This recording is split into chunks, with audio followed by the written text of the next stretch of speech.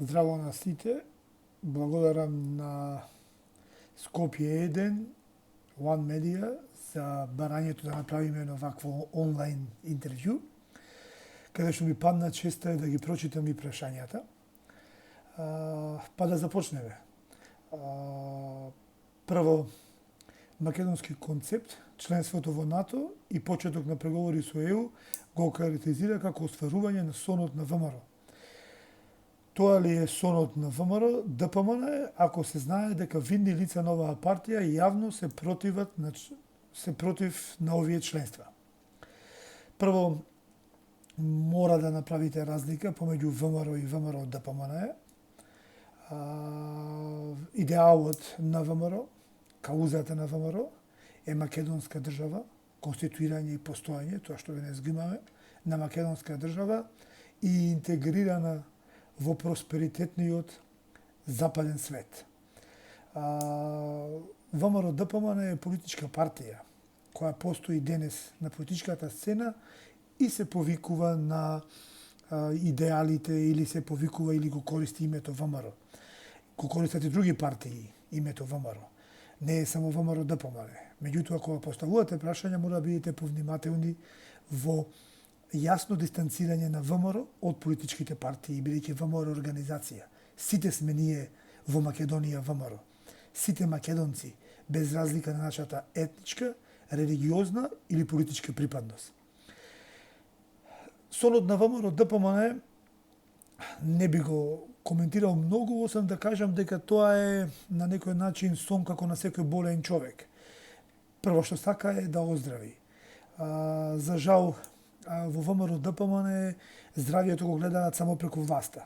Така да, често кога го опишував поведението на господинот Мицковски околу тоа како да заздрави ВМРО ДПМН, викав, имаме еден синдром газ за власт. Или по секоја цена власт, без разлика дали сме доволно заздравени за да можеме да ги преземеме и обврските во таа смисла. Од друга страна, мафијата наметнува сериозно влијание и сериозни задачки им дава на палатистите и они не се во можност да заздрават од состојбата во која се наоѓаат. Ако генерално ја оцениме состојбата, во овој момент тоа е дека поведението на ВМРО ДПМН е изгубена честитка. Второ прашање, почестиот претседател на ВМРО ДПМН, господин Никола Груевски, преку ФБ го честита членството во НАТО и почеток на преговорите со ЕУ. Како гледате на ова после се што се случуваше со Груевски, така и со партијата каде е почестен претседател против овој процес? Секој има право да се покае. Јас сум христијанин и го разбирам овој чин на каење на господинот Груевски. Трето прашање е како гледа македонски концепт на мерките кои ги презеде владата на Заев за економијата, која е пред крај поради коронавирусот. Прво, не гледаме мерки на влада на Заев, бидејќи Заев во моментов нема влада и не е премиер. Чудно е тоа за жал во Македонија и така беше исто и со Никола Груевски. Он не беше премиер 3 години, а се уште постоеше друга влада, а се уште него викаа владата на Груевски или Груевски го кажуваа премиер. За жал некој ден денеска го именуваат како премиер. Она што е важно е зборуваме за владата на Македонија, а не за владата на овој или на оној. Владата на Македонија, за жал, во овој момент не се снаоѓа добро во делот на економијата и со промовирање или особено спроведување на економски издржани мерки. Во таа смисла, освен една, како да кажам, невкусна шега мерка, намалување на платите на функционерите, што е гол популизам, ништо друго. Тоа е смешно, тоа е капка во море на буџетската дупка која се создава во моментов во буџетот. Со таков гол популизам не се решаваат вакви проблеми. Потребни се сериозна експертиза, искуствени познавања за да се реши или да се менаџира целата криза. Од друга страна, владата е ставена во небрано, бидејќи измеќер на мафијата. Знаете дека оваа држава е под робство или народ живее под робство на мафијата. Ова е држава која е собственост на мафијата. А бидејќи водата е државата, односно е управува државата, со самото тоа преку неја мафијата ги спроведува своите политики. Затоа и водата е збунета. Не знае во која насока да ги води политиките. Од една страна притиска олигархијата и банкарите, од друга страна притискаат граѓаните, а секако газдите се или газдите на владата викаат не допирајте во нашата мрсна трпеза. И затоа владата не може да донесе соодветни мерки. Тешко дека со овој капацитет и со ова однесување, оваа влада, која морам да потенцирам дека е на повеќе партии, и на ВМРО, ДПМН и на СДСМ, кои нели се исто така сестри близначки само по себе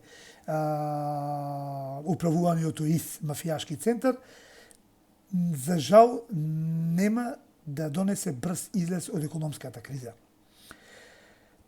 Друго прашање е како од друга страна го оценувате однесувањето на ВМРО ДПМН во однос на кризата со коронавирусот?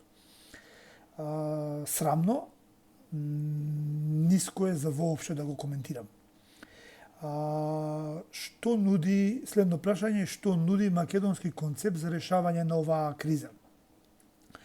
Прво кажавме дека во услови на криза, прво што се прави е нацијата да биде солидарна. Сите меѓу нас да бидеме солидарни.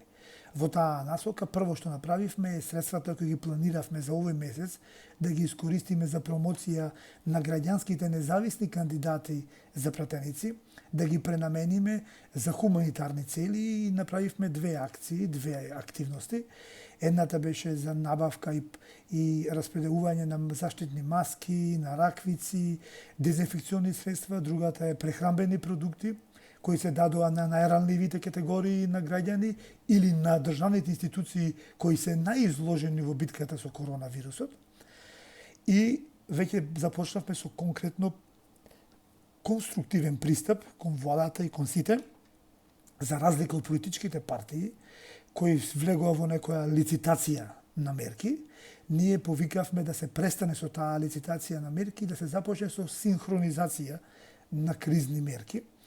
Во таа смисла до владата пред некој ден, мислам дека беше вчерашниот ден, поднесовме готова уредба со законска сила на владата, со која треба да се формира национален економски совет, кој ќе има форма сите тие мерки предложени од сите политички партии, поединци, надворешен фактор, експертизи, искусствени превози од стопанството, да ги мобилизира, да ги искусствени мерки од стопанството да ги мобилизира, меѓу себе да ги канализира, преработи и на научна и издржана основа да станат владини официјални мерки. Беги сите сме во истата каша и сите мораме да предонесеме заеднички, без клеветења и меѓусебни местења, тие мерки да ги донесеме и да бидат ефективно спроведени и да извадат земјата од оваа криза. Понатаму, прва мерка која предлагавме беше да се носиме со предизвикот наречен банки, а тоа е либерализација на банкарскиот сектор. Во моментов ние живееме под едно такво управување банкарско, каде што македонските граѓани се наоѓаат во едно такво должничко или банкарско робство. Банките сакаат да ќарат и на оваа криза денешна и ради тоа треба државата да возврати со либерализација на банкарскиот сектор. Не само ради тоа е и обврска од Европската унија.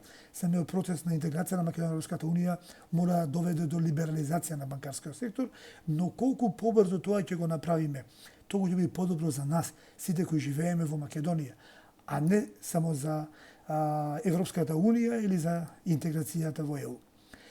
После таа мерка, нешто кое е значено е анализите кажуваат дека економската криза доаѓа и од страна е предизвикано повеќе фактори, не само од пандемијата, туку и од нашата интеграција во НАТО и од отварањето преговорите со Европска унија. На различен начин действуваат тие, меѓутоа се фактори кои предонесуваат кон одредени промени во економијата. Тоа беше секаде со сите земји кои постанаа земји членки на НАТО или започнаа преговори со Европската унија. И тоа се треба да се длабоко анализира и да се систематизираат мерките и да одговорат на повеќето фактори кои предизвикуваат дестабилизација во економскиот дел. Понатаму, потребен е специјален стабилизирачки пакет на даночни реформи, каде што побогатите или оние кои поседуваат многу повеќе имот од сиромашните треба да понесат повеќе дел од товарот. Во исто време владата треба да направи низа мерки да ја стимулира потрошувачката и инвестициите, особено да има забрзана реализација на капиталните инвестиции, на јавните инвестиции, а не да запрат, како во случајов сега, за економијата да остане жива и од оваа криза да излеземе многу побрзо. Со тек на наредните денови и наредниот период, ние сите овие мерки детално ќе ги образложиме и да не биде како лицитација, како политичките партии, базирани на научна основа и коригирани или контролирани од искусствена основа, ќе бидат предложени на владата за понатамошна нивна поставка. Следено прашање е избори неминовно ќе има по кризата, што ќе понуди македонски концепт на изборите. Нормална држава, ние ќе понудиме нормална држава на слободни граѓани кои живеат во фер општество. Различност, бидејќи не сме сите исти. Второ, еден е изборот, односно од другата страна мафијата, претпоставам дека за граѓаните не е избор на овие избори. Она кое е значајно е дека ќе ја промовираме во изворна форма македонската кауза и оној изворен македонски државен патриотизам, за разлика од квази патриотизмот на кој сме до сега навикнати. Но ајде да сме здрави и живи, нека помине оваа криза, има време за политика и за промоција. Следно прашање е често во јавните настапи зборувам за рубле патриоти, руски ботови, руско влијание во ВМРО ДПМН. Какви односи треба Македонија да гради со земја каква што е Русија, која е неминовно фактор на планетата? За жал, рускиот народ живее исто така под тешко мафијашко робство. Ние сме многу слични со рускиот народ и во маката сме слични, живееме под исто мафијашко робство. Руското влијание го има насекаде во Македонија, не е тоа или на Балканот, тоа не е само во ВМРО ДПМН, го има во сите политички партии, го има и кај нашите соседи, особено во соседна Бугарија, че тоа е едно нормално, би рекол, нормално констатираме такво влијание. Они се експерти за ширење на лажни вести, кои лажни вести имаат една задача, да шират страф и паника помеѓу населението, што е по дефолт дефиниција за тероризам. Такво терористичко поведение не е потребно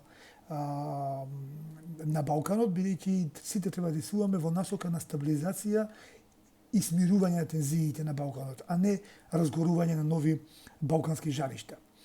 Проблемот е во Русија, не е проблемот во нас или во другите слободарски земји. Русија еднаш мора да разбере дека Македонија постои како држава и дека наш автономен избор беше да сме земја членка на ЕУ и на НАТО. Ние не сме присилени на тоа па да Русија не штити од НАТО, него ние самите избравме да бидеме дел од западниот свет. Наредно прашање, вие сте пробританско-американско-европски политичар, како би се опишале себе си по ова прашање и да се дефинирате кон овие страни на светот? Мислам дека е време да престанеме со филства и манства. Нашите предци страдале од тоа, но немале држава. Денес ние имаме држава и нема потреба веќе да продолжиме со тоа поведение на филства и манства. Сега треба да си имаме свој македонски изворен државен патриотизам. Интересно е како тоа секогаш успеваат бугарашите да ме наречат србоман, а србоманите бугараш, а јас сум просто само македонец. Го носам во себе домашно воспитание ми е изворниот македонски патриотизам. Убеден сум во каузата на организацијата и ако имам една амбиција, тоа е да го продолжам делото. не само јас, и сите луѓе со кои се работуваме, со кои заедно работиме на она кое се нарекува македонски концепт. Следно прашање е како ја гледате Македонија во периодот до 2030 година. Во нова битка ја гледам Македонија, таа се вика европеизација на државата и општеството. На крај повторно ние ќе победиме, како што победивме за НАТО, повторно ќе победиме и Македонија ќе биде за наредниот период, за 10 години членка на Европската Унија. Тоа го посакувам да се случи час поскоро. Други прашања немам, за крај би сакам само да ви посакам, останете безбедни, здрави и живи, вие и вашите семејства. Се гледаме во некоја наредна прилика. Благодарам.